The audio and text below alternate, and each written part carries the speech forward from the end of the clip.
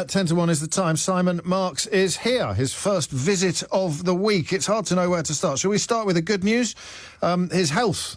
Donald Trump's health reports are in, and it turns out he's practically an Avenger. He's a lion of a man, James. I know that's going to be a surprise to everybody. Yes. An absolute lion of a man. I mean, that is the view of none other than the White House physician.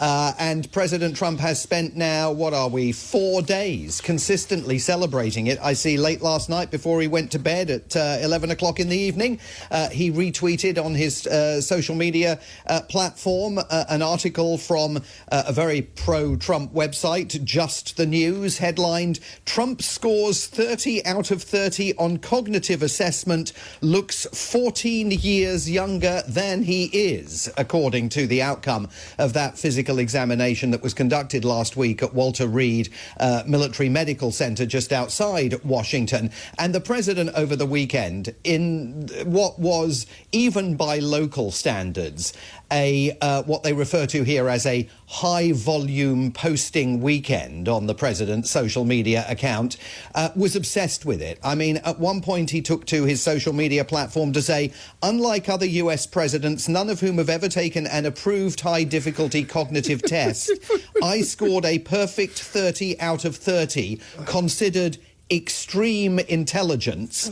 And just in case everybody had missed the point, he also went on to observe, this is my 4th such test, all perfect, 120 correct answers out of 120 questions asked. It is rare that anyone gets a perfect score, especially when achieved 4 times in a row. So he was once again claiming, as he said before, that he is an incredibly stable genius. Of course. Unfortunately, everything else that was this sort of stream of detritus on his social media feed raised questions about his mental stability in the minds of many people that were looking at it. But on that cognitive score, 30 out of 30. Well, congratulations, Mr. President. So some of the things that have exercised him to the point where, as you say, questions about his mental stability persist include the Kennedy Center, named, of course, for Kennedy, not by Kennedy, which is, I think, a crucial distinction when it comes to honouring people, and the rally that is there, or was scheduled to mark the 250th anniversary, and the fund of money for all of the people that sort of committed crimes in his name on the day of the January the 6th insurrection. They've all got him exercised. Tell us why, but make sure you leave enough time to tell us also about this phone call with Benjamin Netanyahu. Well, let me deal with the Kennedy Center and the Anti-Weaponization Fund together, because they're kind of linked in the sense that the American media's framing of what's taking place is not entirely consistent with what is actually taking place. You're going to see headlines out there about Donald Trump is thinking of walking back his idea of setting up this $1.776 billion weaponization fund to pay off his mates who ransacked Congress on January the 6th, 2021, that Donald Trump is handing control of the Kennedy Center back to Congress. I mean, neither of that is exactly what's taking place. On the Anti-Weaponization Fund, the Speaker of the House of Representatives, Mike Johnson, went to him and said, Mr. President, this idea is dead on arrival. Forget it. There's no support in the country among Republicans for this. We're not backing it. So he was basically blocked from pursuing this. The idea that he is being the big man and stepping back from this is sort of ludicrous. And similarly on the Kennedy Center, I mean, Trump is framing the story that in his fury with the judge who has said he can't name the centre after himself even though he's already done it and it's got his name outside it, he's walking away. He's handing control of the Kennedy Center back to Congress.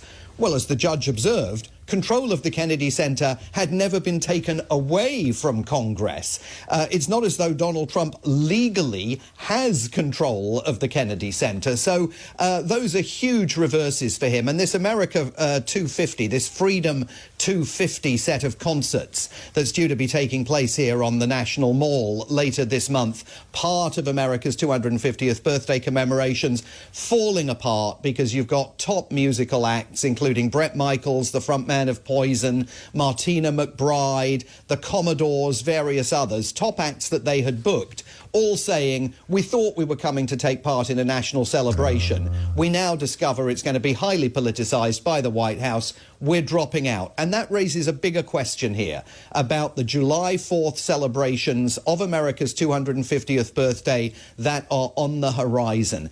Can the country come together in any kind of united way when the President of the United States is now determined to turn those celebrations into a politically infused celebration of his own administration? I think we're beginning to see a lot of public disquiet and uncertainty about the extent to which people want to participate in these events. And that 7-hour rampage of social media postings, more than 50 in total, also saw him compare himself to George Washington, publish an image depicting his own physog chiselled into Mount Rushmore, and more threats to seize Greenland, as well as promoting an hour-long interview conducted for Fox News by his own daughter-in-law, which presumably makes GBB's attempts to interview look like Watergate. Or Frost-Nixon, actually, would have been a better joke if I thought of it quickly enough. And so to this phone call, this extraordinary phone call between Donald Trump and the man who reportedly persuaded him to go to war against Iran. Yeah, I mean, I do want to make the point, James, as you and I have made before, that the first reports of this were funneled by the White House to one particular reporter at the website Axios, who is continually on the receiving end of reports from the White House that don't always turn out to be accurate, so and invariably turn out not to be precisely. However, there are multiple media outlets saying that this call yesterday with Benjamin Netanyahu was definitely very testy. In the telling of the original report to the website Axios, at one point, President Trump said to Benjamin Netanyahu words to this effect: "You're blank crazy. You'd be in prison if it weren't for me. I'm saving your ass. Everybody hates you now. Everybody hates Israel because of this." I mean, what this underscores is two things. First of all, that Benjamin Netanyahu, whatever the actual words President Trump used, Benjamin Netanyahu is acting independently of the United States, and that's partly the United States' fault. I mean, they supercharged his capacity to take the lead in Iran by agreeing to launch assaults on Iran on Benjamin Netanyahu's timetable on February the 28th. But it also underscores that President Trump is under fire from the right of his own right wing. I mean, he's under fire from leading prominent figures within his own Make America Great Again grouping. Tucker Carlson, Megyn Kelly, Candace Owens, a growing number of them, for always backing Israel. And this is coming at a time when, for the first time in the modern era, for the first time, since polling on this issue began, public support for Israel is now in the minority in the United States, no longer in the majority. That's a problem for Trump. It's also a massive problem for Democrats, especially as wealthy pro-Israel lobby groups like AIPAC continue to pollute American politics, and they're one of many groups polluting American politics with insane amounts of money. This is going to be a huge issue in the midterms and in the 2028 presidential election, as politicians of both parties have to deal with shifting public opinions here about Israel. And you brought it in bang on time. What a professional. Simon Marks, what an unalloyed and permanent pleasure it is to have access to your insights. Thank you.